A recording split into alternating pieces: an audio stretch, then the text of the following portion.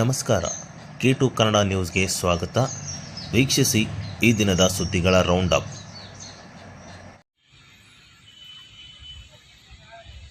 ಸಿರುವರ ತಾಲೂಕಿನ ಕಡದಿನ್ನಿ ಗ್ರಾಮದ ಸೋಮಶೇಖರ ಎನ್ನುವವರು ಸುಳ್ಳು ಆರೋಪದಡಿ ದೂರು ದಾಖಲಿಸಿದ್ದು, ಈ ಬಗ್ಗೆ ವಿಚಾರಣೆ ಮಾಡಲು ಹೋದಾಗ ನಮ್ಮ ಮೇಲೆಯೇ ದೂರು ನೀಡಿದ್ದಾರೆ.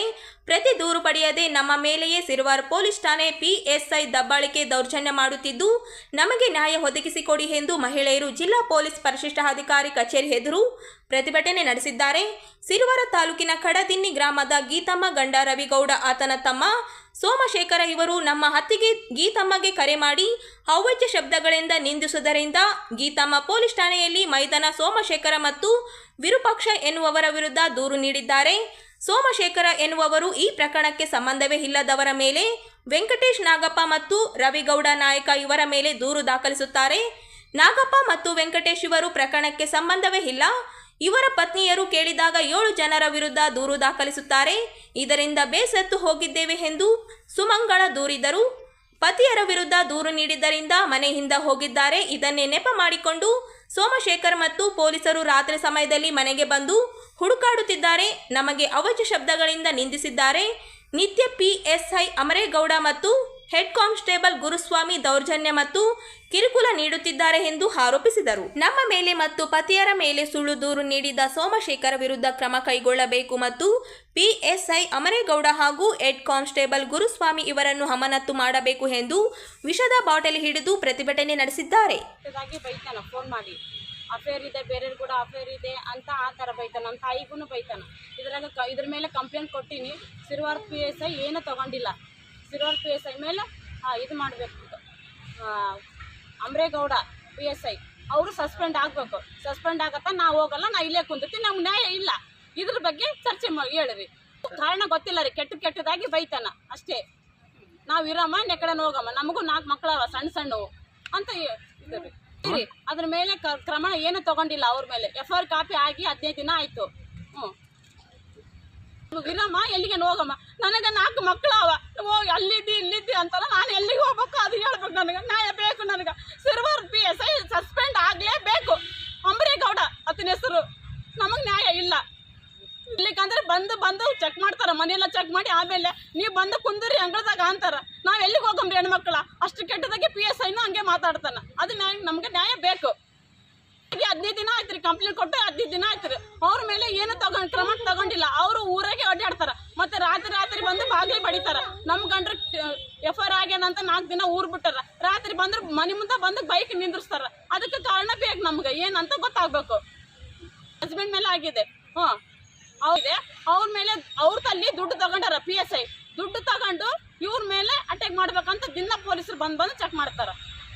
ಅವ್ರ ಮನೆಗೆ ಹೋಗಂಗಿಲ್ಲ. ಗಡಿಪಾರ ಮಾಡ್ಬೇಕಂತ ಮಾಡಕೊಂತಾರ. ಇದಕ್ಕೆ ಕಾರಣ ಬೇಕು. ಗಡಿಪಾರ ಮಾಡಕ್ಕೆ ಕಾರಣ ಬೇಕು. ನನ್ನ ಗಂಡ ಕೊಲೆ ಮಾಡ್ಯಾನ, ಏನನ್ನ ದರೋಡೆ ಮಾಡ್ಯಾನ, ಅದು ಕಾರಣ ಬೇಕು ನನಗೆ. ದುಡ್ಡು 10,000 ಕೇಳೇನ್ರಿ. 10,000 ಕೊಡ್ರಿ. ಪಂಚನೆಂಪ್ ಬಂದ್ರೆ 10,000 ಬೇಕಂತ ಕೇಳ್ತಾರೆ. ನಾವು ಮನ್ಯಾಗ ಇಲ್ಲ ರೀ, ಗಂಡು ಮಕ್ಳು ಇಲ್ಲ, 10,000 ಅಂದದಕ್ಕೆ ಬಂದು ಸ್ಟೇಷನ್ಗೆ ಬಂದು ಸೈ ಮಾಡ್ರಮ್ಮ, ಅವಾಗ ಕೊಡ್ರಿ ಅಂತ ಹೇಳ್ತಾರ ನಮ್ಗೆ. ಯಾರು ಕೇಳ್ಯಾರ? ಎಂಕೋಬರಿ PSI ಆಯ್ತು. ESI ಎಂಕೋಬ. ಇವಾಗ ಏನಾಗ್ಬೇಕಂತೀರ? ನಮ್ಗೆ ಸಿರುವಾರ PSI ಬೇಕಾಗಿಲ್ಲ, ಸಸ್ಪೆಂಡ್ ಆಗಲೇಬೇಕು. ಇದಕ್ಕೆ ನಾವೇನು ಇರಮ್ಮ ಹೋಗಮ್ಮ. ಇವ್ರ ಮೇಲೇನು ಎಲ್ಲ ದಬ್ಬಾಳಿಕೆ ಆಗ್ಯದ. ಈಗ ಅವ್ರೂ ಮಾತಾಡ್ತಾರ, ಅವ್ರೂ ವಿಚಾರಿಸ್ರಿ ಬೇಕಿದ್ರೆ. ತಮ್ಮ ಹೆಸರಮ್ಮ? ನಮ್ಗೆ ಬೇಕಿದ್ರೆ ನಾವು ಇದು ನಮ್ಗೆ ನ್ಯಾಯ ಸಿಗ್ಲಿಕ್ಕಂದ್ರೆ ಇದು ಎಣ್ಣೆ ಬಾಟ್ಲಿ ತಗೊಂಡು ನಾವು ಇಲ್ಲೇ ಕುಡಿದು ಸಾತಿ.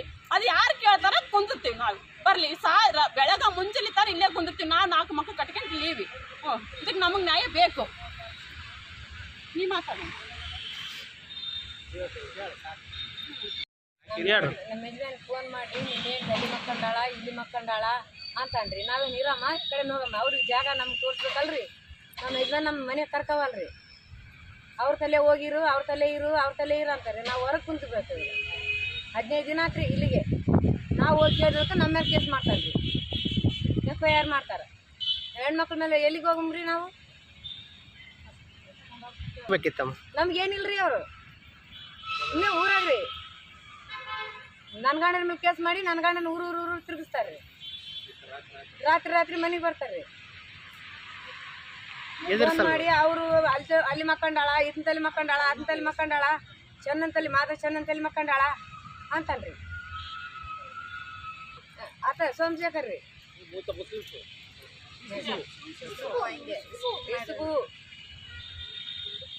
ಆದ್ರೆ ಒಂದ್ 4 ಮಂದಿ ಇದಾರೆ ಅವ್ರ ಹೆಸರು ಹೇಳಿಸ್ಕೊಬಿಡ್ರಿ ಎಲ್ಲಾರಿ ಇರ್ಪು ಅಕ್ಷಿ ಆತ ಜಾಡ್ಗ ಜಾಡ್ಲಿನ್ ಜಾಲಪ್ಪ ಶಿವರಾಜಿ ಆತ ಎಲ್ಲಪ್ಪ ರೀ ಶಿರ್ವಾರ ನಿಮ್ಗೆ ಏನಾಗಲ್ರಿ ಅವ್ರು ಅಣ್ಣ ತಮ್ರ ಅಲ್ರಿ ಬೇರೆಯವ್ರನ್ನ ಅವ್ರು ನಮ್ರಿಗೆ ಫೋನ್ ಮಾಡಿ ಇನ್ನೇನು ತಲೆ ಮಕ್ಕಂಡಾಳ ಇಲ್ಲಿ ಮಕ್ಕಂಡಾಳ ಅಂತ ನಾವೇನು ಇರಮ್ರಿ ಹೋಗಮ್ರಿ ಆ ಕಡೆಗೆ ನಾವು ದುಡ್ಕೊಂಡ್ ತಿಂಬೋರ್ರಿ ಎದಾಗ ಬುತ್ತಿ ಕಟ್ಟಾರ ನಾವು ಏನೋ ಐತ್ರನ್ರಿ ಸಮೇತ ಬಿಟ್ಟಾವ ರಾತ್ರಿ ರಾತ್ರಿ ರಾತ್ರಿ ಬಂದು ಬಾಕಿ ತೊಡ್ದು ಕುಡ್ದು ಬರ್ತಾನೆ ಮನೆಗೆ ಬೇಕು ನೋಡ್ರಿ ನ್ಯಾಯ ಕೇಸ್ ತಗೋಡ್ರ ಅಲ್ಲರಿ ನಮ್ಮ 5ನೇ ಹೆಂಡತಿಗೆ ಬಂದ್ ಕಿಸಿಂಗಿ ಈ ತರ ಮಾತಾಡ್ತಾನ್ರಿ ಮತ್ತೆ ಹೆಂಗರಿ ನಾವು ಬೇಡ ಮನೆಗಿರ್ಬೇಡ ಎಲ್ಲೇನೋ ಹೋಗ್ಬಿಟ್ಟು ನೀನು ನಾನು ಆಳಂಗಿಲ್ಲ ಹಿಂಗಂದ ನಂದೆಲ್ಲ ಅಂತ ಅಂತಾನ ಮತ್ತೆ ನಾವು ಮನೆಗೆ ಹೋಗಿ ಅಲ್ಲರಿ ನೀನು ಹಿಂಗೆ ಹೆಂಗೆ ಅಂತಿದ್ದಿ ನಿಮ್ಮ ಅಕ್ಕ ತಂಗಿರ ನೀವು ಸುಮ್ಮನಿರ್ತೈತೆ ನಾವು ಏನು ಸಂಬಂಧ ನಮ್ಗೆ ಅನ್ನಕ ಹಾಂ ಅಂತ ಕೇಳೋದಕ್ಕಲ್ಲೇ ಅವ್ನು ಹೊಡೆದನಗಿಸಿ ನಮ್ಮ ಮೇಲೆ FIR ಮಾಡ್ಯಾನ್ರಿ ಅವ್ರು ಯಾರು ಮಾಡ್ಯಾರ? ಸೋಮಶೇಖರ್ ಮಾಡ್ಯಾನ ಅದ ನಮ್ಗೆ ಮರ್ಯಾದೆ ಮಾನಿಲ್ಲ ಸೋಮಶೇಖರ್ ಯಾರವರು? ಸೋಮಶೇಖರ್ ಯಾರವರು? ನಮ್ಮ ಮೇಲೆ ಕಂಪ್ಲೇಂಟ್ ಮಾಡಿದವ ಸೋಮಶೇಖರ್ ಅವ್ನು ಹೋಗಿ ಕೇಳಿದ್ವಿ ನಾವು ಈ ಥರ ಯಾಕೆ ಮಾತಾಡ್ತೀವಿ ನಾವು ಹೆಣ್ಮಕ್ಳ ಬಗ್ಗೆ ನಾವು ಎಲ್ಲಿ ಮಕ್ಕಳಿಗೆ ತೋರಿಸ್ಕೊಡು ನಮ್ಗೆ ನಾವು ಅವನಿಗೆ ಬದುಕು ಮಾಡ್ತೀವಿ ಅಂತ ಕೇಳಿದ ನಮ್ಮ ಬಂದು ಕಿಶ್ ಹೊಡೆದನ್ರಿ ಅಂತ ಕಿಶ್ ಅವ್ನು ಮತ್ತೆ ನಮ್ಮ ಮೇಲೆ FIR ಮಾಡ್ಯಾನ ನಾವು ನೀರಮ್ಮೆ ಬೇಡ ಅದು ಸಾಲದಂತ ಕಿಶಿ ಮತ್ತೆ ರಾತ್ರಿ ಬಂದು ಕಿಶಿ ಏನಂತಾನ ಬಾಗಿಲಿಗೆ ಬಂದ್ಬಿಡ್ತಾನೆ ರಾತ್ರಿ 1 ಗಂಟೆಗೆ 2 ಗಂಟೆಗೆ ಬರ್ತಾನೆ 2 ಗಂಟೆ 1 ಗಂಟೆಗೆ ಬಂದು ಕಿಶಿ ಬಾಗಿಲಿಗೆ ಬಿಡ್ತಾನೆ ನೀವು ಬಡ ನಾವು ಹೊರಗೆ ಬಂದ್ರೆ ನಿಮ್ಗೆ ಕಳಿಸ್ತೀನಿ ಆನಭಂಗ ಮಾಡ್ತಾನೆ ಮುಂಜಾನೆ ಎದ್ದು ಕೇಸಿ ನಮ್ಮ ಗಂಡ್ರು ಹೊರಗೆ ಹೋದ್ರೆ ನಿಮ್ಮ ಗಂಡ್ರು ಅಡ್ಸಂಬಂದ್ರು ಮಕ್ಕಂಬಂದ್ರು ಈ ಥರ ಮಾತಾಡ್ತಾರೆ ನಮ್ಮ ಗಂಡು ಮಕ್ಳಿಗೆ ಮರ್ಯಾದಿಲ್ಲ ನಾವು ತಿಳ್ಕೊಂತೀವಿ ನಮ್ಮ ಮೇಲೆ ಯಾಕೆ ಬರ್ಬೇಕು ಅವನಿಗೆ ನಮ್ಗೆ ಏನು ಸಮ ಏನು ಸಮ ಅಲ್ಲ ದೇಶ ಏನನ್ನದ ಬೇರೆ ಏನಾದ್ರು ಏನಿಲ್ಲ ರೀ ಅವ್ರಿಗೆ ನಮ್ಗೆ ಏನಿಲ್ಲ ಅವ್ರಿಗೆ ನಮ್ಗೆ ಏನಿಲ್ಲ ರಾತ್ರಿ ಬರ್ತಾರೆ ಇವ್ರು ಏನಂತಾರೆ ಪೊಲೀಸರು ಬಂದು ಕೇಶ ಆಗಲೊತ್ತು ಬರ್ರಿ ನಿಮ್ಮ ಗಂಡ್ರು ಎಲ್ಲಿಗೆ ಹೋಗ್ಯಾರ ಬರ್ರಿ ಅಂತ ಇವ್ರು ಕರ್ತಾರೆ ರಾತ್ರಿ ಇವ್ರದ್ದು ಆಗಲತ್ತು ಅವ್ರದ್ದು ನಾವು ನೀರಮ್ಮ ಎಲ್ಲಿಗೆ ಹೋಗಮ್ಮ ನೈಟಲ್ಲಿ ಬರ್ತು ಅಂತಾರೆ ನಮ್ಗೇನು ಮಾನ ಮರಿದಿಲ್ಲ ನಾವೇನು ಬಟ್ಟೆ ಹಾಕೊಂಡಿಲ್ಲ ಅವ್ರಿಗೆ ಎಷ್ಟಾದ ನಮಗಿಲ್ಲ ನಾವು ಹೆಣ್ಮಕ್ಳು ರೀ ಅವ್ರ ಮನೆಗಿಲ್ಲ ನಮ್ಮ ಹೆಣ್ರಿಗಾದ್ರೆ ಸುಮ್ಮನೆ ತರ್ತಾವು ನಿಮ್ಮ ಹೆಣ್ರಿಗಾದ್ರೆ ಸುಮ್ಮನೆ ತರ ಅಂತ ಕೇಳಿದಕ್ಕಲ್ಲಿ ನಮ್ಗೆ ಓಡೋ ಕೇಸ ಹುಡುಗಿನ ಕಾಲ ಮೇಲೆ ಎತ್ತಿ ಹಾಕ್ಯಾರ ಅಲ್ಲಿ ಎತ್ತಿ ಹಾಕಿ ನಮ್ಮನ್ನ ಓಡ್ದಾರ್ರಿ ಮತ್ತೆ ನಮ್ಗೇನು ಬೆಲೆ ಇಲ್ಲ ಅದಕ್ಕೆ ನ್ಯಾಯ ಇಲ್ಲ ಅಂದ್ರಿ ನಮ್ಗೆ ಅವ್ರು ಇದ್ದವ್ರು ಅಂತ ನಮ್ಗೆ ಮನ್ತನ ಬಂದು ಮಕ್ಕಂಡ್ರು ನಾವು ಮಕ್ಕಂದ್ರು ನಾನು ಬಡವ್ರು ಏನ್ರ ಆಟೋತಾರ ಅವ್ರು ಈ ಥರ ಮಾತಾಡ್ತಾರೆ ಅಂದ್ರೆ ಅವರು ಸ್ವಲ್ಪ ನೀವು ಬೆಲೆ ಇರ್ಬೇಕು ಅವ್ರಿಗೆ ನಾವು ಕಂಪ್ಲೇಂಟ್ ಕೊಡ್ರಿ ಶಿವರ್ ಪೊಲೀಸರಾಗ ಎಂಕ್ವೈರಿ ಮಾಡೋಳ್ರಿ ನಮ್ದು ತಗೋಳ್ರಿ ನಮ್ದು ಲಂಚ್ ಎದ್ಕೊಳ್ರಿ ನಾವು ಬಡವರು ಏನ್ರಿ ಇರ್ಬಾರ್ದ ನಮ್ಮ ಗಂಡ್ರು ಮಾಡ್ಕೊಂತ ಶಿವ್ರು ಕೂಡ ಮಕ್ಕಳು ಮೇಡಮ್ ನಮ್ಗೆ ಬೇಡ ರೀ ನಮ್ಗೆ ಎಲ್ಲಿ ಮಕ್ಕಳು ನಾವು ಅವ್ರು ತೋರಿಸ್ಕೊಡ್ರಿ ನಮ್ಗೆ ಅಲ್ಲೇ ಬದುಕು ಮಾಡೋ ಅಂತ ಹೇಳ್ತೀವಿ ನಾವು ನಮ್ಗೆ ನ್ಯಾಯ ಬೇಕು ಅಷ್ಟೇ ನಮ್ಗೆ ಅವೆಲ್ಲ ಬೇಡ ನಮ್ಗೆ ನ್ಯಾಯ ಬೇಕು ತೋರ್ಸ್ ಮಂದಿ ಮೇಲೆ ಮಾಡ್ಯಾರ ನೋಡ್ರಿ ಎಷ್ಟು ಜನ? 5 ಮಂದಿ ಹೆಣ್ಮಕ್ಳು 2 ಗಂಡು ಹೇಳಮ್ಮ ಹೇಳ್ರಮ್ಮ 5 ಮಂದಿ ಹೆಣ್ಮಕ್ಳು 2 ಗಂಡು ಮಕ್ಳು ರೀ ಸಾಲಿ ಹೋದ ಹುಡುಗನ ಮೇಲೆ ಮಾಡ್ಯಾರ ಆ ಹುಡುಗ ನೋಡಿದ್ರೆ ಸುಮ್ಮನೆ ನೋಡಕ್ ಬಂದನ್ರಿ ಅವನೇನು ಮಾಡ್ಯಾನ ನಾವು ಹೆಣ್ಮಕ್ಳು ಕೇಳಕ್ ಹೋದ್ರೆ ನಮ್ಮ ಇದು ಮಾಡ್ಬೇಕು ಯಾರನ್ನ ತಾಯ್ದವ್ರಿಗೆ ಅಂದ್ರೆ ಮಕ್ಕಳು ಸುಮ್ಮನಿರ್ತಾರ ಅಲ್ಲ ರೀ ಏನಿದ್ರು ಗಂಡು ಮಕ್ಳು ಕೂಡ ಇನ್ನೇ ಮಾಡ್ಬೇಕು ಹೆಣ್ಮಕ್ಳದೇನ್ರಿ ಅಂತ ನಮ್ಗೇನು ಮಾನ ಮರ್ಯಾದಿಲ್ಲ ಅನ್ರಿ ಸೈಲೆಂಟ್ ಇರ ಅಂತ ಹೇಳಿ ಮಾನ ಮರ್ಯಾದಿಲ್ಲ ನಂತ ಓಕೆ ನಿಮ್ಮ ಹೆಸರಮ್ಮ? ಕರಿಯಮ್ರಿ ನನ್ನ ಹೆಸರು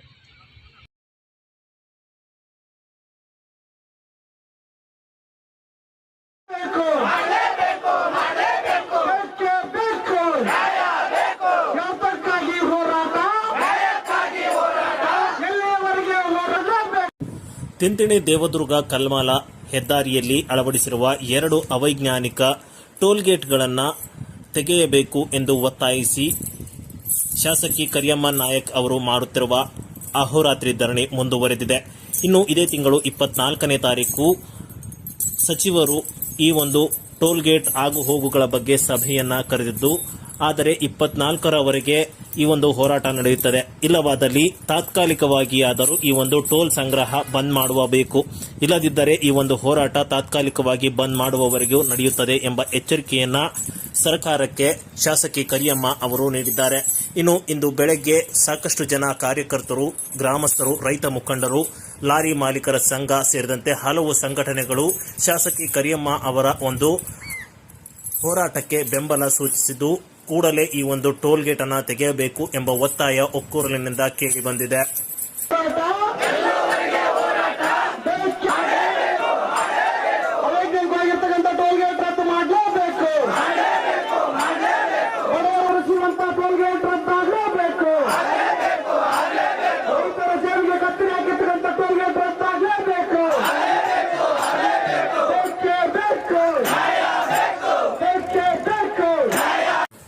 ಇನ್ನು ಹೋರಾಟದಲ್ಲಿ ನಿರತರಾಗಿರುವ ಶಾಸಕಿ ಕರಿಯಮ್ಮ ಅವರು, ನಾವು ಕಳೆದ ರಾತ್ರಿಯಿಂದ ಇಲ್ಲಿ ಹೋರಾಟ ಮಾಡುತ್ತೇವೆ. ರೈತರ, ಸಾರ್ವಜನಿಕರ ಹಿತಾಸಕ್ತಿ ಸರ್ಕಾರಕ್ಕೆ ಬೇಕಾಗಿದ್ದರೆ ಸಚಿವರು ಕೂಡಲೇ ಜಿಲ್ಲಾಧಿಕಾರಿಗಳೊಂದಿಗೆ ಮಾತನಾಡಿ ಅವರ ನಿರ್ಣಯವನ್ನ ನಮಗೆ ತಿಳಿಸಬೇಕು. ನಿರ್ಣಯ ತಿಳಿಸಿದ ನಂತರ ಜಿಲ್ಲಾಧಿಕಾರಿಗಳು ಇಲ್ಲಿ ಬಂದು ಸಚಿವರು ಹೇಳಿರುವ ಮಾತನ್ನ ಹೇಳಿದ ನಂತರ ಮುಂದಿನ ತೀರ್ಮಾನವನ್ನ ತೆಗೆದುಕೊಳ್ಳುತ್ತೇವೆ. ಆದರೆ ಈ ಒಂದು ತೀರ್ಮಾನ ತಾತ್ಕಾಲಿಕವಾಗಿಯಾದರೂ ಈ ಒಂದು ಟೋಲ್ ಗೇಟ್ ಅನ್ನ ಬಂದ್ ಮಾಡುವ ನಿಟ್ಟಿನಲ್ಲಿ ಇರಬೇಕು ಎಂದು ಹೇಳಿದರು.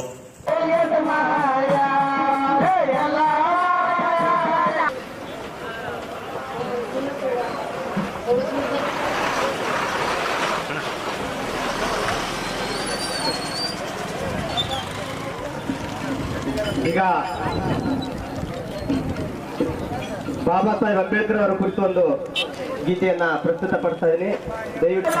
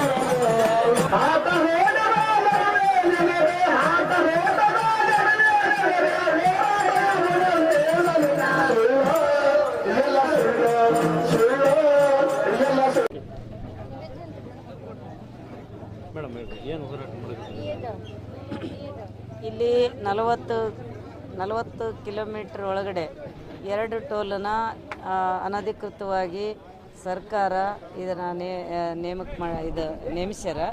ಹಂಗಾಗಿ ಇಲ್ಲಿ ಮತ್ತು ಕಾಕರಗಲ್ಲು ಮತ್ತು ಜಾಲಹಳ್ಳಿಯಲ್ಲಿ ಇವೆರಡು ಟೋಲು ಅನಧಿಕೃತವ. ಯಾಕಂದರೆ ರಾಯಚೂರು ಜಿಲ್ಲೆಯಲ್ಲಿ ಎಲ್ಲಿ ಟೋಲಿಲ್ಲ, ಆದರೆ ನಮ್ಮ ತಾಲೂಕದಲ್ಲಿ ಯಾಕಂತೇಳಿ ಸುಮಾರು ಹೋರಾಟಗಳಾದವು, ಎಲ್ಲ ಆದವು. ಹಂಗಾಗಿ ನಾನು ಕೂಡ ನಿನ್ನೆ KDP ಜಿಲ್ಲಾ ಪಂಚಾಯತ್ ಆವರಣದಲ್ಲಿ ನಾನು ಕೂಡ KDP ಸಭೆಯಲ್ಲಿ ಮಾತಾಡಿದಾಗ ಸಚಿವರು ಹೇಳಿದರು, ಇಲ್ಲ ಆಯಿತು, ಇದನ್ನು ತಾತ್ಕಾಲಿಕ ರದ್ದು ಮಾಡ್ತೀವಿ, ಆಮೇಲೆ ಸಭೆ ಕರೆದು ಅದು ತೀರ್ಮಾನ ಮಾಡಿ ಅದು ನಿಮಗೆ ನ್ಯಾಯ ಕೊಡ್ತೀವಿ ಅಂತೇಳಿ ಅವ್ರು ಹೇಳಿದರು. ಹಂಗಾಗಿ ಇವತ್ತಿಗೂ ಅದು ಬಂದ್ ಮಾಡಿಲ್ಲ. ಹಂಗಾಗಿ ಇದನ್ನು ತಾತ್ಕಾಲಿಕ ರದ್ದು ಮಾಡ್ತೀವಿ ಅಂತ ಹೇಳಿದಂಥ ಸಚಿವರಿಗೆ ಒಂದು ಮಾತಿಗೆ ಬೆಲೆ ಇಲ್ಲ ಅಂತಂದರೆ ಇದು ನಮಗೂ ಕೂಡ ಇದ್ರ ಬಗ್ಗೆ ಭಾಳ ಬೇಸರ ಆಗಿ ನಾವು ಇವತ್ತು ಇಲ್ಲಿ ನಿರಂತರವಾಗಿ ನಿನ್ನೆಯಿಂದ ಒಂದು ಅನಿರ್ದಿಷ್ಟ ಒಂದು ಇದನ್ನು ಧರಣಿ ಮಾಡ್ತಾಯಿದ್ದೀವಿ. ಬಂದಾಗವರೆಗೆ ಇವತ್ತಿಗೂ ಯಾರೂ ಒಂದು ಅಧಿಕಾರಿ ಆಗಲಿ, ಜಿಲ್ಲಾಧಿಕಾರಿ ಆಗಲಿ ಯಾರೂ ಬಂದಿಲ್ಲ, ಮಿನಿಸ್ಟರ್ ಆಗಲಿ ಯಾರೂ ಮಾತಾಡಿಲ್ಲ. ಇವ್ರಿಗಿರೋಂಥ ಒಂದು ಎಷ್ಟು ಅಲಕ್ಷ್ಯ ಅದ, ಎಷ್ಟು ದ್ವೇಷ ಅದಂತ ನಮಗೆ ಅರ್ಥ ಆಗ್ತದೆ. ಒಬ್ಬರು ಶಾಸಕರು, ಮಹಿಳಾ ಶಾಸಕರು ಮತ್ತು ಒಬ್ಬ ಹಿಂದುಳಿದ ತಾಲೂಕದಂಥ ಒಂದು ಮಹಿಳೆ ಇವತ್ತು ನಾನು ಹೋರಾಟಕ್ಕೆ ಕುಂತೀನಿ, ಹಗಲುಗಳಲ್ಲಿ ಇದ್ದೀನಿ ಅಂದಾಗ ಅವರಿಗೆ ಒಂದು ಭಯ, ಒಂದು ಕರುಣೆ, ಕಕ್ಲತೆ ಎಲ್ಲ ಇರಬೇಕು, ಕಾಳಜಿ ಇರಬೇಕು ಅವರಿಗೆ. ಯಾಕಂದರೆ ಇಲ್ಲಿ ಯಾರ್ಯಾರು ಇರೋದಿಲ್ಲ. ರಾತ್ರಿ ಹೊತ್ತು ನಾನು ಇಲ್ಲಿ ಮಲಗಿದ್ದು ನೋಡಿದರೆ ನಿಮ್ಗೆ ಕೂಡ ಬಂದವು ಕೆಲವೊಂದು ಕಡೆ ಚಾನಲ್ಗಳದಾಗ. ಇದಕ್ಕೆ ಅವರು ಉತ್ತರ ಕೊಡಬೇಕಲ್ಲ ಸರ್ ಅವರು. ಹಂಗಾಗಿ ಇಲ್ಲಿ ಸಚಿವರೇ ಇದಕ್ಕೆ ನೇರವಾಗಿ ಉತ್ತರ ಕೊಡಬೇಕು ನಮಗೆ. ಮೊನ್ನೆ ಜಿಲ್ಲಾಧಿಕಾರಿಗಳು, ನಾವು ಸಚಿವರು ಅನ್ನೋದಕ್ಕಿಂತ ಜವಾಬ್ದಾರಿ ಜಾಸ್ತಿ ಜಿಲ್ಲಾಧಿಕಾರಿಗಳಿಗಾದ. ಅವರು ಸಚಿವ್ರ ಕಡೆಯಿಂದ ಒಂದು ಏನದ ಅವ್ರ ಕಡೆಯಿಂದ ಹೇಳಿಕೆ ತಗೊಂಡು ನಮಗೆ ಬಂದು ಅವ್ರು ತಕ್ಷಣ ಬಂದು ಇಲ್ಲೇನು ಹೇಳ್ತಾರೆ ಅದ್ರ ಪ್ರಕಾರ ಮುಂದಿನ ತೀರ್ಮಾನ ತಗೊಂತೀವಿ.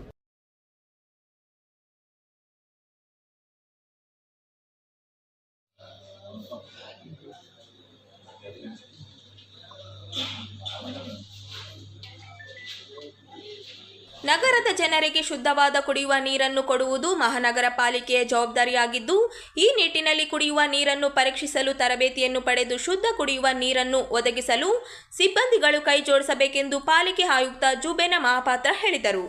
ನಗರದ ಜನರಿಗೆ ಕುಡಿಯಲು ಶುದ್ಧ ಕುಡಿಯುವ ನೀರನ್ನು ಒದಗಿಸುವ ನಿಟ್ಟಿನಲ್ಲಿ ನಗರದ ಮಹಾನಗರ ಪಾಲಿಕೆಯ ಕಚೇರಿ ಸಭಾಂಗಣದಲ್ಲಿ ಹಮ್ಮಿಕೊಂಡಿದ್ದ ನೀರು ಸರಬರಾಜು ವಿಭಾಗದ ಸಿಬ್ಬಂದಿಗೆ ನೀರು ಪರೀಕ್ಷಾ ಕಿಟ್ಟಿನ ಪ್ರತ್ಯಕ್ಷತೆ ಹಾಗೂ ತರಬೇತಿ ಕಾರ್ಯಾಗಾರವನ್ನು ಹಮ್ಮಿಕೊಳ್ಳಲಾಗಿತ್ತು.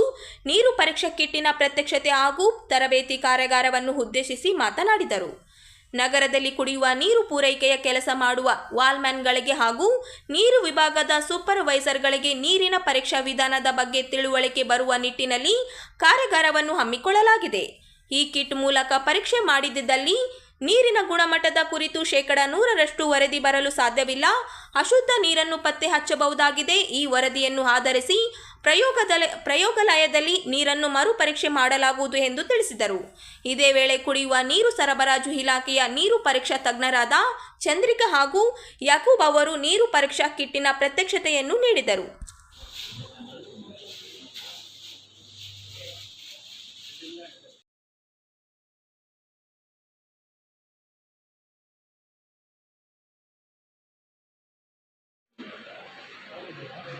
ಜಿಲ್ಲೆಯಲ್ಲಿ ಲಕ್ಷಾಂತರ ಹೆಕ್ಟೇರ್ ಪ್ರದೇಶದಲ್ಲಿ ಬಿತ್ತನೆಯಾಗಿದ್ದರೂ ಮುಕ್ತ ಮಾರುಕಟ್ಟೆಯಲ್ಲಿ ರಸಗೊಬ್ಬರ ದಾಸ್ತಾನು ಪಡೆಯಲು ರೈತರು ಪರದಾಡುವಂಥ ಗಂಭೀರ ಪರಿಸ್ಥಿತಿ ನಿರ್ಮಾಣವಾಗಿದೆ ಎಂದು ರೈತ ಮುಖಂಡರು ಚಾಮರಾಸ ಮಾಲಿಪಾಟೀಲ್ ಅವರು ಹೇಳಿದರು. ಅವರಿಂದು ನಗರದ ಸುದ್ದಿಗಾರರೊಂದಿಗೆ ಮಾತನಾಡುತ್ತಾ ರಸಗೊಬ್ಬರ ಕೊರತೆಯಿಂದ ರೈತರು ಅಲೆದಾಡುವಂಥ ಗಂಭೀರ ಮಧ್ಯೆ ಮತ್ತೊಂದೆಡೆ ಕಳಪೆ ರಸಗೊಬ್ಬರ ಮಾರುಕಟ್ಟೆಗೆ ಲಗ್ಗೆ ಹಿಡಿದಿದೆ. ಇದರಿಂದ ರೈತರು ಆತಂಕದಲ್ಲಿದ್ದಾರೆ. ಕಳಪೆ ಮಟ್ಟದ ರಸಗೊಬ್ಬರ ತಡೆಗೆ ಮತ್ತು ಗುಣಮಟ್ಟದ ರಸಗೊಬ್ಬರ ಪೂರೈಕೆಗೆ ಜಿಲ್ಲೆಯಲ್ಲಿ ಈಗಾಗಲೇ ರೈತರ ಹೋರಾಟ ನಡೆಯುತ್ತಿದೆ. ಸರ್ಕಾರ ಇದನ್ನು ಗಂಭೀರವಾಗಿ ಪರಿಗಣಿಸಿ ರೈತರ ಸಮರ್ಪಕವಾಗಿ ರಸಗೊಬ್ಬರ ಪೂರೈಕೆ ಮಾಡಬೇಕೆಂದು ಒತ್ತಾಯಿಸಿದ್ದಾರೆ. ಕೋಆಪರೇಟ್ ಸೊಸೈಟಿನಲ್ಲಿ ರಸಗೊಬ್ಬರ ಲಭ್ಯವಿಲ್ಲ. ಸೊಸೈಟಿಗಳಿಗೆ ನೀಡಿದರೆ ನಿಗದಿತ ಬೆಲೆಗೆ ಮಾರಾಟ ಬೇಕು. ಕೃತಕ ಅಭಾವದಿಂದ ರೈತರು ಗಂಭೀರ ಸಮಸ್ಯೆಗಳನ್ನು ಎದುರಿಸುವ ಸ್ಥಿತಿ ನಿರ್ಮಾಣವಾಗಿದೆ. ಸೊಸೈಟಿಗಳಿಂದ ರೈತರಿಗೆ ಸಮರ್ಪಕವಾಗಿ ರಸಗೊಬ್ಬರ ದಾಸ್ತಾನು ಸರಬರಾಜಿಗೆ ಕ್ರಮ ವಹಿಸಬೇಕು ಎಂದು ಒತ್ತಾಯಿಸಿದ್ದಾರೆ. ಕಳಪೆ ಗೊಬ್ಬರ ಮಾರಾಟ ಮಾಡುತ್ತಿರುವ ವಿರುದ್ಧ ಕಠಿಣ ಕ್ರಮ ಜರುಗಿಸಬೇಕಾದ ಅಧಿಕಾರಿಗಳು ಮೌನ ವಹಿಸಿದ್ದಾರೆ. ರಸಗೊಬ್ಬರ ಕೊರತೆ ಬಗ್ಗೆ ಜನಪ್ರತಿನಿಧಿಗಳ ಗಮನಕ್ಕೆ ಇದ್ದರೂ ರೈತರ ಬಗ್ಗೆ ಅವರಿಗೆ ಕಾಳಜಿ ಇಲ್ಲದಂತಾಗಿದೆ ಎಂದರು. ಜಿಲ್ಲೆಯ ಹಲವೆಡೆ ರೈತರಿಗೆ ಮಾರಾಟ ಮಾಡುತ್ತಿರುವ ಗೊಬ್ಬರ ಕಳಪೆ ಗುಣಮಟ್ಟದಿಂದ ಕೂಡಿದೆ. ಫಸಲು ಚೆನ್ನಾಗಿ ಬರಲಿ ಎಂದು ಗೊಬ್ಬರ ಹಾಕಿದರೆ ಕಳೆಗಳು ಬೆಳೆಯುತ್ತಿವೆ. ಭೂಮಿಯಲ್ಲಿ ಫಸಲಿಂಗಿತ ಕಳವೆ ಜಾಸ್ತಿ ಬೆಳೆಯುತ್ತಿದೆ. ಇದಕ್ಕೆ ಕಳಪೆ ಗೊಬ್ಬರಗಳೇ ಕಾರಣ ಎಂದು ಆರೋಪಿಸಿದರು. ಜಿಲ್ಲೆಯಲ್ಲಿ ಬಲದಂಡ ಮತ್ತು ಎಡದಂಡೆ ಕಾಲುವೆಗಳ ನೀರಾವರಿ ಯೋಜನೆ ಸಾಕಷ್ಟು ಅನುದಾನ ನೀಡಿದರೂ ನೀರಾವರಿ ಯೋಜನೆಗೆ ಅನುದಾನ ಮಾತ್ರ ಪೋಲ್ ಆಗುತ್ತಿದೆ ಎಂದು ಅವರು ಆರೋಪಿಸಿದರು. ಕೃಷಿ ಪ್ರದೇಶದಲ್ಲಿ ಹೆಚ್ಚಿನ ಬಿತ್ತನೆಯಾಗಿದೆ. ಜೊತೆಗೆ ಎಲ್ಲ ಜಲಾಶಯಗಳನ್ನು ಇವತ್ತು ಬಹುತೇಕ ನೀರಿನ ಕೊರತೆ ಇಲ್ಲದಂಗೆ ತುಂಬಿವೆ. ನೀರಾವರಿ ಪ್ರದೇಶದಲ್ಲಿ ಕೂಡ ಒಳ್ಳೆಯ ಬಿತ್ತನೆ ಆಗಿದೆ. ಭತ್ತ ಕೂಡ ನಾಟಿ ಮಾಡುತ್ತಿದ್ದಾರೆ. ಇನ್ನೂ ಪೂರ್ಣ ಆಗಿಲ್ಲ, ಆಗ್ತದೆ. ಆದರೆ ಮುಕ್ತ ಮಾರುಕಟ್ಟೆಯಲ್ಲಿ ರಸಗೊಬ್ಬರ ದೊರಕಿದೆ. ಇವತ್ತು ರೈತರು ಪರದಾಡುವಂತ ಪರಿಸ್ಥಿತಿ ಆಗಿದೆ. ಡಿಎಪಿ ಸಿಗ್ತಾ ಇಲ್ಲ, ಯೂರಿಯಾ ಸಿಗ್ತಾ ಇಲ್ಲ, ಕಾಂಪ್ಲೆಕ್ಸ್ ರಸಗೊಬ್ಬರದ ಅಭಾವ ಇದೆ. ಇದರಿಂದ ಏನಾಗಿದೆ ಅಂತಂದ್ರೆ ಕಳಪೆ ರಸಗೊಬ್ಬರ ಮಾರುಕಟ್ಟೆ ಪ್ರವೇಶ ಮಾಡ್ತಾರೆ. ಕಳಪೆ ಗೊಬ್ಬರ ರೈತರು ಏನಂದ್ರೆ ಆತಂಕದಲ್ಲಿದ್ದಾರೆ. ಯಾವತ್ತು ತಗೋಬೇಕು, ಯಾವತ್ತು ಬಿಡಬೇಕು ಅಂತ.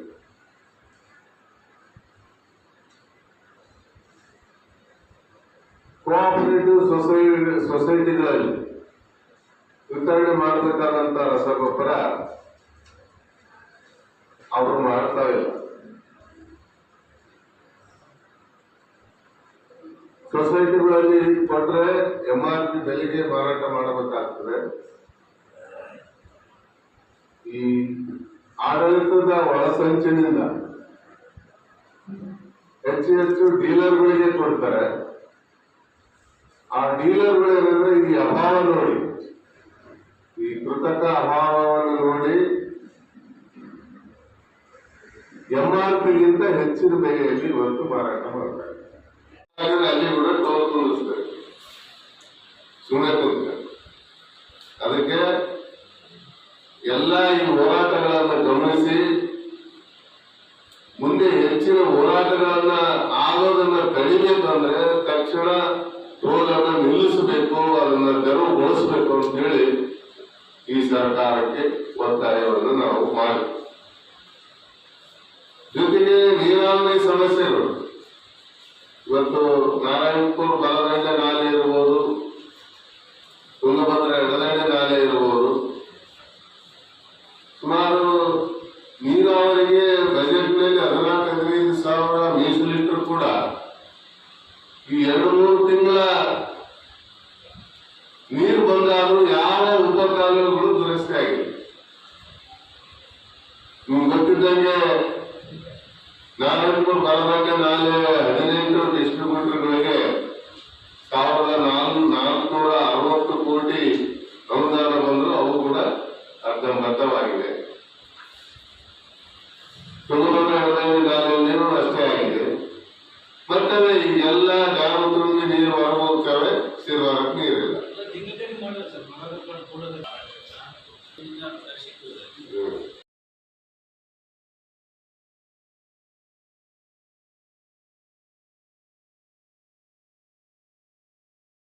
ಕರ್ನಾಟಕ ಪ್ರದೇಶ ಅಭಿವೃದ್ಧಿ ಮಂಡಳಿಗೆ ಜಿಲ್ಲಾಧಿಕಾರಿ ನೇತೃತ್ವದಲ್ಲಿ ದಿನಾಂಕ 28ರಂದು ನಡೆಯುವ ಸಭೆಯಲ್ಲಿ ಜಿಲ್ಲೆಯ ವಿವಿಧ ಗ್ರಾಮಗಳ ರೈತರಿಂದ ಬಲವಂತದ ಭೂಸ್ವಾಧೀನಕ್ಕೆ ಪ್ರಕ್ರಿಯೆ ಕೈಬಿಡಬೇಕೆಂದು ಆಗ್ರಹಿಸಿ ದಿನಾಂಕ 22ರಂದು ಪ್ರತಿಭಟನಾ ರ್ಯಾಲಿ ಹಮ್ಮಿಕೊಳ್ಳಲಾಗಿದೆ ಎಂದು ಕರ್ನಾಟಕ ಜನಶಕ್ತಿ ಮುಖಂಡ ಮಾರೆಪ್ಪ ಅವರು ಹೇಳಿದರು.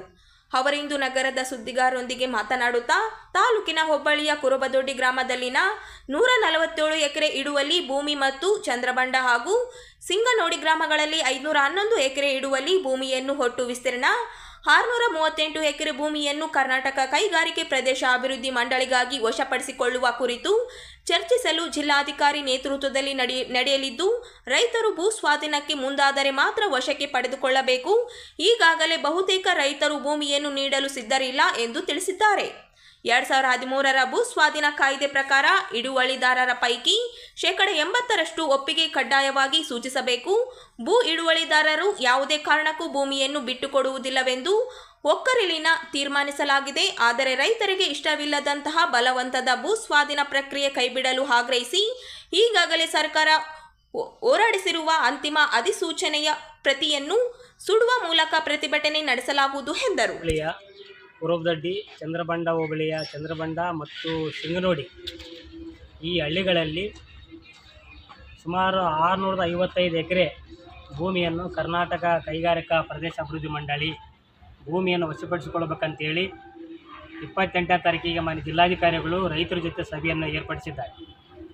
ಈ ಒಂದು ಸರ್ಕಾರದ ಈ ಕ್ರಮದ ವಿರುದ್ಧ ಸದರಿ ಗ್ರಾಮದ ಬಹುತೇಕ ಹಳ್ಳಿಯ ರೈತರು ಏನಪ್ಪ ಅಂದರೆ ನಾವು ಭೂಮಿಯನ್ನು ಕೊಡುವುದಿಲ್ಲ ಅಂತಕ್ಕಂಥ ತೀರ್ಮಾನ ಮಾಡಿದ್ದಾರೆ. 2013ನೇ ಭೂ ಕಾಯ್ದೆ ಏನಪ್ಪ ಭೂ ಸ್ವಾಧೀನ ಕಾಯ್ದೆ ಪ್ರಕಾರ ಯಾವುದೇ ಭೂಮಿಯನ್ನು ತೆಗೆದುಕೊಳ್ಳಬೇಕಾದ್ರೆ ಸಹಿತ ಅಲ್ಲಿನ ರೈತರು 80% ಒಪ್ಪಿಗೆ ಕೊಟ್ಟಿರಬೇಕು. ಅಂಥ ಒಂದು ಒಪ್ಪಿಗೆಯನ್ನು ಏನಪ್ಪ ಅಂದರೆ ರೈತರು ಕೊಟ್ಟಿಲ್ಲ ಇವತ್ತು. ಆದರೆ ಇವತ್ತೇನು ರೈತರಿಗೆ ನೋಟಿಸ್ ಕೊಟ್ಟಾರ, ಆ ನೋಟಿಸಿನಲ್ಲಿ ಏನಿದೆ ಅಂತಕ್ಕಂಥ ಜನರಿಗೆ ಇಲ್ಲ ಗೊತ್ತೇ ಇಲ್ಲ. ಹಂಗಾಗಿ ಜನ ಇವತ್ತೇನಪ್ಪ ಭೂಮಿ ಕಳ್ಕೊಂತೀವಿ ಅನ್ನೋದು ಭಯ ವಾತಾವರಣ ಸೃಷ್ಟಿಯಾಗಿದೆ. ಈ ಭೂಮಿಯನ್ನು ಕಳ್ಕೊಂಡಪ್ಪ ಅಂದರೆ ಮತ್ತೆ ನಮಗೆ ಭೂಮಿ ಕೊಂಡ್ಕೊಂಬಕ್ಕಾಗೋದಿಲ್ಲ. ಇದು ನಮ್ಮ ತಾತ ಮುತ್ತಾದ ಕಾಲದಿಂದ ಬಂದಿರತಕ್ಕಂಥ ಭೂಮಿ. ಈ ಭೂಮಿ ಮೇಲೆ ನಮ್ಮ ಆಧಾರ, ಜೀವನ ಆಧಾರ. ಈ ಭೂಮಿ ಬಿಟ್ಟರೆ ನಾವು ಮತ್ತೆ ಗುಳೆ ಹೋಗ್ಬೇಕಾಗ್ತದೆ ಬೆಂಗಳೂರು ಪುಣೆ ಅಂತಕ್ಕಂಥದ್ದು ಜನರಲ್ಲಿ ಭಯ ಆಗ್ಯದ.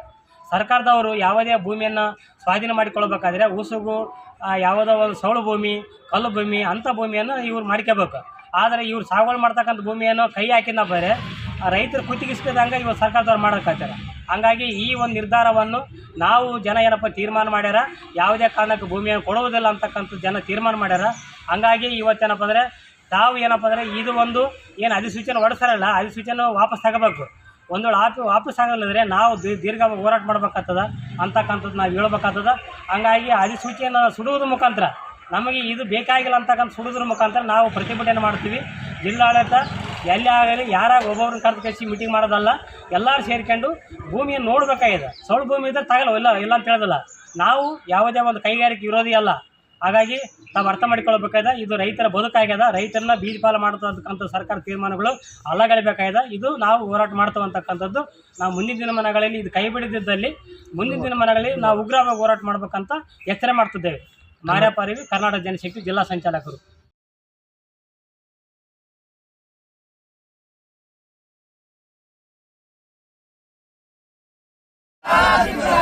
ಬೇಕೇ ಬೇಕು ನ್ಯಾಯ ಬೇಕು, ಬೇಕೇ ಬೇಕು ನ್ಯಾಯ ಬೇಕು.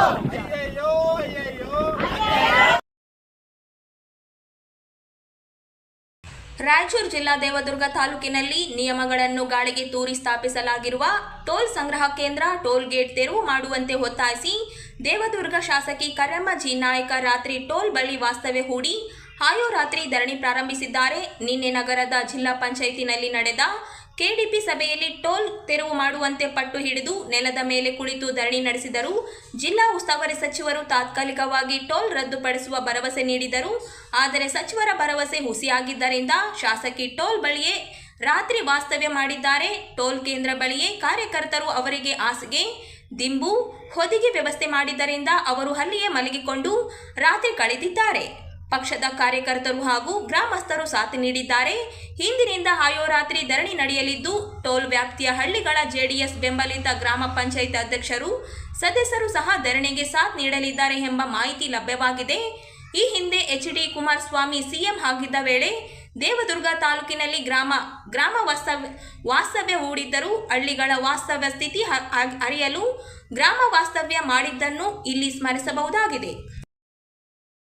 ಬೆಳಗ್ಗೆ ನಡೆದಂಥ ಜಿಲ್ಲಾ ಕೆಡಿಪಿ ಮೀಟಿಂಗ್ನಲ್ಲಿ ನಾವು ನಮ್ಮ ದೇವದುರ್ಗದಲ್ಲಿ ಖಾಲಿ 28 ಕಿಲೋಮೀಟರ್ ಒಂದು ಟೋಲ್ ಹಾಕ್ಯಾರ.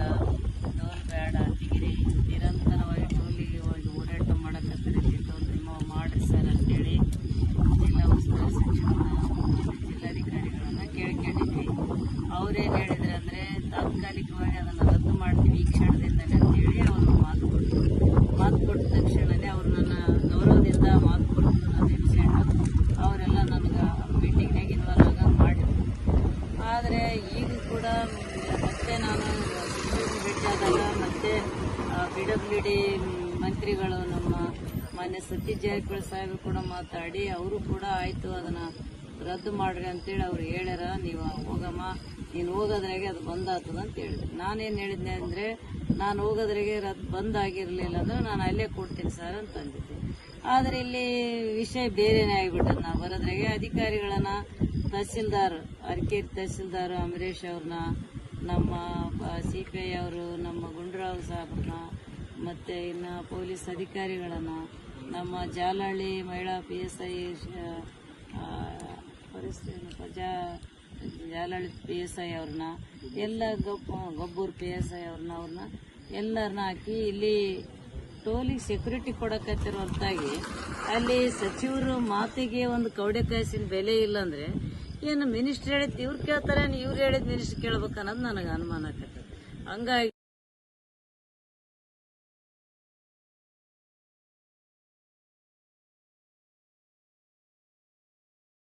ನಕಲಿ ದಾಖಲೆ ಸೃಷ್ಟಿಸಿ ನಕಲಿ ಹೆಸರಿನಲ್ಲಿ ಆಸ್ತಿ ಖರೀದಿ ಮಾರಾಟ ಮೂಲಕ ಸಾರ್ವಜನಿಕರಿಗೆ ವಂಚಿತರನ್ನು ಬಂಧಿಸಬೇಕು ಮತ್ತು ಇದಕ್ಕೆ ಸಹಕರಿಸಿದಂಥ ಅಧಿಕಾರಿಗಳನ್ನು ಅಮಾನತುಗೊಳಿಸುವಂತೆ ಸಮಾಜ ಸೇವಕರಾದ ಅಂಬಾಜಿರಾವ್ ಮೈದರಕರ್ ಒತ್ತಾಯಿಸಿದ್ದಾರೆ. ಅವರಿಂದು ಸುದ್ದಿಗಾರರೊಂದಿಗೆ ಮಾತನಾಡುತ್ತಾ ನಗರದಲ್ಲಿ ಬೆಳೆ ಬಾಳುವ ಹಾಗೂ ಖಾಸಗಿ ವ್ಯಕ್ತಿಗಳ ನಿವೇಶನ ಮತ್ತು ಜಮೀನು ನಕಲಿ ದಾಖಲೆ ಸೃಷ್ಟಿಸಿ ನಕಲಿ ವ್ಯಕ್ತಿಗಳ ಹೆಸರಿನಲ್ಲಿ ಮಾರಾಟ ಮಾಡಲಾಗಿದೆ. ಇದು ಸಾರ್ವಜನಿಕರಲ್ಲಿ ಆಡಳಿತದ ಮೇಲೆ ವಿಶ್ವಾಸ ಕಳೆದುಕೊಳ್ಳುವಂತೆ ಮಾಡಿದೆ. ಈ ಹಿನ್ನೆಲೆಯಲ್ಲಿ ವಂಚಿತರು ಮತ್ತು ಅಧಿಕಾರಿಗಳಿಗೆ ಕಠಿಣ ಶಿಕ್ಷೆ ನೀಡುವಂತಾಗಬೇಕು. ಖಾಸಗಿ ವ್ಯಕ್ತಿಗಳ ಕಾರ್ಯವಲ್ಲ, ಇದರ ಹಿಂದೆ ಮಹಾನಗರ ಪಾಲಿಕೆ, ರಿಜಿಸ್ಟ್ರಾರ್ ಕಚೇರಿ ಮತ್ತು ಇತರೆ ಇಲಾಖೆ ಕೆಲವು ಅಧಿಕಾರಿಗಳಿಗೂ ಕೈಜೋಡಿಸಿರುವ ಸಂಶಯವಿದೆ. ಈ ಬಗ್ಗೆ ತನಿಖೆ ನಡೆದು ಸಂಬಂಧಪಟ್ಟ ಅಧಿಕಾರಿಗಳಿಗೆ ಶಿಕ್ಷಿಸುವಂತಾಗಬೇಕೆಂದು ಆಗ್ರಹಿಸಿದ್ದಾರೆ. ಸಾರ್ವಜನಿಕರು ತೀವ್ರ ಆತಂಕಗೊಂಡಿದ್ದಾರೆ. ಈ ರೀತಿಯ ನಕಲಿ ದಾಖಲೆಗಳ ಸೃಷ್ಟಿ ಮತ್ತು ಆಸ್ತಿ ಮಾರಾಟ ಜನ ಆಸ್ತಿ ರಕ್ಷಣೆಗೆ ಪರದಾಡುವಂಥ ಸ್ಥಿತಿಗೆ ದಾರಿ ಮಾಡಿದೆ. ಈ ಪ್ರಕರಣ ಗಂಭೀರವಾಗಿ ಪರಿಗಣಿಸಿ ತಪ್ಪಿಸ್ಥರ ವಿರುದ್ಧ ಕ್ರಮ ಕೈಗೊಳ್ಳದಿದ್ದರೆ ಮುಂದೆ ಇಂತಹ ಪ್ರಕರಣ ಮತ್ತೆ ಮರುಕಳಿಸುವ ಸಾಧ್ಯತೆ ಅಳಗಾಳಾಗದು ಎಂದು ಹೇಳಿದರು.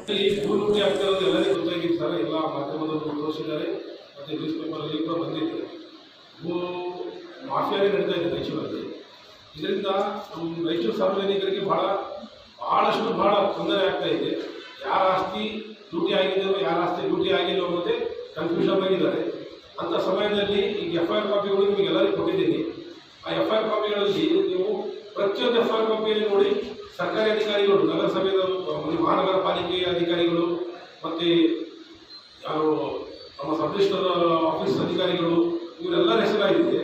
ಆದರೂ ಈವರೆಗೂ ನಮ್ಮ ಜಿಲ್ಲಾಡಳಿತ ಆಗಲಿ ನಮ್ಮ ಯಾರು ಮಹಾನಗರ ಪಾಲಿಕೆ ಆಯುಕ್ತರಾಗಲಿ ಇನ್ನೂವರೆಗೂ ಒಬ್ಬರಿಗೂ ಅಮಾನತು ಮಾಡಿಲ್ಲ. ಇದು ನೋಡ್ತಾ ಇದ್ರೆ ಏನಾದ ಭ್ರಷ್ಟಾಧಿಕಾರಿಗಳಿಗೆ ಸಾಥ್ ನೀಡ್ತಾ ಇದ್ದಾರ ಅನ್ನೋದೊಂದು ಅನುಮಾನ ಸಾರ್ವಜನಿಕರಿಗೆ ಮೂಡಿ ಬಂದಿದೆ. ಎರಡನೇದೇನೆಂದರೆ 4 IAS ಆಫೀಸರ್ಗಳು ಇದ್ದಾರೆ ನಮ್ಮ ರಾಜ್ಯದಲ್ಲಿ. 4 IAS ಆಫೀಸರ್ ಇದ್ದಾರೆ. ಇಷ್ಟು ಸರ್ಕಾರಿ ಅಧಿಕಾರಿಗಳು PIDಗಳು 3 ಮಾಡ್ತಾರೆ. Property identification number, so identity ನಂಬರ್ಗಳು 3 ಮಾಡ್ತಾರೆ ಒಂದೇ ಪ್ರಾಪರ್ಟಿ. ಅದು ಕೇಳೋರಿಲ್ಲ ನಮ್ಮ ರಾಜ್ಯದಲ್ಲಿ. ಡುಪ್ಲಿಕೇಟ್ ಖಾತೆಗಳು ಮಾಡಿ ಕೊಡ್ತಿದ್ದಾರೆ, ಡುಪ್ಲಿಕೇಟ್ ಮೊಟೇಷನ್ ಮಾಡಿ ಕೊಡ್ತಿದ್ದಾರೆ. ಸೊ ಇಷ್ಟೆಲ್ಲ ಆದಮೇಲೂ ಇನ್ನೂವರೆಗೂ ನಮ್ಮ ಯಾರು ಜಿಲ್ಲಾಧಿಕಾರಿಗಳಾಗಲಿ ಮತ್ತು ಆಯುಕ್ತರಾಗಲಿ ಯಾರು ಇನ್ನೂವರೆಗೂ ಒಬ್ಬರನ್ನೂ ಅಮಾನತು ಮಾಡಿಲ್ಲ. ಅವರಿಗೆ ಅಮಾನತು ಮಾಡಿ ಅವರಿಗೆ ಡಿಪಾರ್ಟ್ಮೆಂಟ್ ಎನ್ಕ್ವೈರಿ ಕೂರಿಸ್ಬೇಕು ಸರ್. ಡಿಪಾರ್ಟ್ಮೆಂಟ್ ಎನ್ಕ್ವೈರಿ ಕೂರಿಸಿದ್ರೆ ಮಾತ್ರ ಅದು ಇನ್ನೊಂದು ಸಲ ಅವ್ರು ಯಾರು ಮಾಡಲ್ಲ. ಇಲ್ಲಾಂದರೆ ಇದೇ ರೀತಿ ಮಾಡ್ಕೊಂಡು ಹೋಗ್ತಾರೆ. ಇವತ್ತು ಅಬೌವ್ 5 FIRs ಆಗಿದೆ, ಅಬೌವ್ 5 ಆಗಿದೆ FIRಗಳು. ಆದ್ರೂ ಈವರೆಗೂ ಒಬ್ಬರು ಅಮಾನತು ಮಾಡಿಲ್ಲ. ಇದು ಅಮಾನತು ಮಾಡಿ ಅವ್ರಿಗೆ ಶಿಕ್ಷೆ ಕೊಟ್ಟರೆ ಇನ್ನೊಬ್ಬ ಅಧಿಕಾರಿ ಏನಾದ್ರು ಮಾಡಬೇಕಾದ್ರೆ ಯೋಚನೆ ಮಾಡ್ತಾರೆ. ಬಟ್ ಈವರೆಗೂ CCTVಗಳು ಇಲ್ಲ ಸಬ್ ರಿಜಿಸ್ಟರ್ ಆಫೀಸಲ್ಲಿ. ಮಹಾನಗರ ಪಾಲಿಕೆಯಲ್ಲಿ ಹಚ್ಚಿದ್ದಾರೆ, ಬಟ್ ಕೆಲಸ ಮಾಡ್ತಿದ್ದಾವೋ ಇಲ್ಲೋ ಯಾರಿಗೂ ಗೊತ್ತಿಲ್ಲ. ಯಾರು ಬಂದು ಏನು ಡಾಕ್ಯುಮೆಂಟ್ ಮಾಡ್ತಿದ್ದಾರೆ ಅನ್ನೋದು ಇಲ್ಲ. ಇದು ಕಳೆದ 2-3 ವರ್ಷದಲ್ಲಿ ಎಷ್ಟು ಕೊಟೇಷನ್ಗಳು ಖಾತೆಗಳು ಆಗಿದೆ, ಪ್ರತಿಯೊಂದು ವೆರಿಫಿಕೇಶನ್ ಮಾಡಿಸ್ಬೇಕು. ಯಾವುದನ್ನು ಬಿಡಬಾರ್ದು. ಯಾವ್ಯಾವ ಕೊಟೇಷನ್ಗಳು ಆಗಿದೆ, ಯಾವ ಈ ಖಾತೆಗಳು ಆಗಿದೆ, ಪ್ರತಿಯೊಂದನ್ನು ಚೆಕ್ ಮಾಡಬೇಕು. ಸಬ್ ರಿಜಿಸ್ಟರ್ ಆಫೀಸಲ್ಲಿ ಡೀಟ್ಗಳು ಎಷ್ಟಾಗಿದೆ ಕಳೆದ 2 ವರ್ಷದಲ್ಲಿ ಪ್ರತಿಯೊಂದನ್ನು ಚೆಕ್ ಮಾಡಬೇಕು. ಎರಡನೇದೇನೆಂದರೆ FIR ಅಲ್ಲಿ ಬಂದಿರುವಂತಹ ಸರ್ಕಾರಿ ಅಧಿಕಾರಿಗಳನ್ನು ತಕ್ಷಣವೇ ಅಮಾನತು ಮಾಡಿ ಆಮೇಲೆ ಡಿಪಾರ್ಟ್ಮೆಂಟ್ ಎನ್ಕ್ವೈರಿ ಮಾಡಬೇಕು. ಹಾಗೂ ಈ ಭ್ರಷ್ಟರನ್ನು ಶಿಕ್ಷಿಸದೆ ಆಯುಕ್ತರು ಮತ್ತು ಸಂಬಂಧಪಟ್ಟ ಅಧಿಕಾರಿಗಳು ಇವ್ರನ್ನ ತಕ್ಷಣವೇ ಅಮಾನತು ಮಾಡುವಂತೆ ನಾವು ಮಾಡ್ತೀವಿ. ಇಲ್ಲಾಂದರೆ ಸರ್ ಕೂಲಾಗಿ ನಾವು ಹೋರಾಟ ಮಾಡ್ತೀವಿ. ಇಲ್ಲ ಆಗಲೂ ಆಗಿಲ್ಲ ಅಂದರೆ ಎಲ್ಲ ಜಿಲ್ಲಾಡಳಿತ ಮೇಲೆ ಎಲ್ಲರ ಮೇಲೆ ನಾವು ಲೋಕಾಯುಕ್ತಕ್ಕೆ ಬರೆದು ಒಂದು ಅಡ್ವೊಕೇಟ್ ಜೊತೆ ಡಿಸ್ಕಷನ್ ಆಗಿದೆ. ನಾವು ಹೈಕೋರ್ಟಲ್ಲಿ ಒಂದು ಪಿಟಿಷನ್ ಹಾಕ್ಬಿಡ್ತೀವಿ ಇವ್ರ ಮೇಲೆ, ಎಲ್ಲ ಮೇಲೆ ಮುಖ್ಯ ಅಧಿಕಾರಿಗಳ ಮೇಲೆ.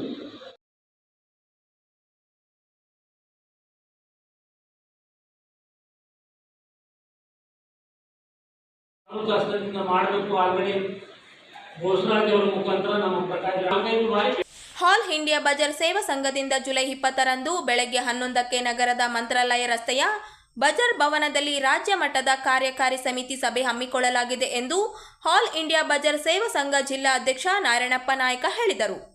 ಅವರಿಂದು ನಗರದ ಪತ್ರಿಕಾ ಭವನದಲ್ಲಿ ಸುದ್ದಿಗೋಷ್ಠಿಯನ್ನು ಉದ್ದೇಶಿಸಿ ಮಾತನಾಡಿದ ಅವರು, ರಾಜ್ಯ ಮಟ್ಟದ ಕಾರ್ಯಕಾರಿ ಸಮಿತಿ ಸಭೆಯಲ್ಲಿ ರಾಷ್ಟ್ರೀಯ ಮಾಜಿ ಅಧ್ಯಕ್ಷ ಅಮರ ಸಿಂಗ್ ತಿಲಾವಿತ್, ರಾಷ್ಟ್ರೀಯ ಕಾರ್ಯಾಧ್ಯಕ್ಷ ಹಾಗೂ ರಾಜ್ಯ ಉಸ್ತುವಾರಿ ಡಿ ರಾಮನಾಯಕ್, ರಾಜ್ಯ ಅಧ್ಯಕ್ಷ ಪಾಂಡುರಂಗ ಪರ್ಮಾ ಭಾಗವಹಿಸಿ ಮಾರ್ಗದರ್ಶನ ನೀಡುವವರು ಎಂದು ತಿಳಿಸಿದರು.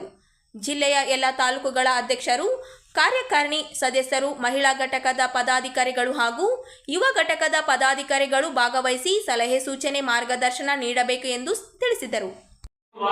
ಇಲ್ಲೇ ಇಟ್ಕೊಂಡು ಈ ಕಾರ್ಯಕ್ರಮ ಯಶಸ್ವಿ ಆಗೋ ತನಕ ನಾವು ಇಲ್ಲೇ ಇಟ್ಕೊಂಡು ಇವೆಲ್ಲವನ್ನು ಕಟ್ಕೊಂಡು ಮಾಡಬೇಕು. ಮುಂದಿನ ರಾಜಕೀಯ, ಸಾಮಾಜಿಕ ಮತ್ತು ಸಂಘಟನೆ ಬೆಳಿಬೇಕು. ಈಗೇನು